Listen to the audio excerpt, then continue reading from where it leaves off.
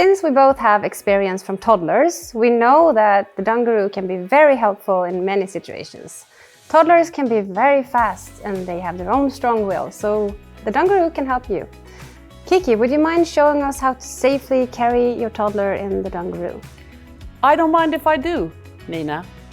This one is really, really simple. You basically have your Dungaroo on. Make sure that the waistband is tight enough again so the toddler, slightly bigger but still, doesn't fall down your trousers. And when you open the bib, that you don't lose your trousers. So this one is simple.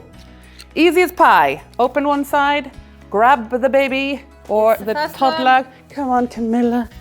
Slide in the leg, bum down, little jiggle, and then you strap. So that's all you need to know how to carry a kid in a Dungaroo? It's easy, right?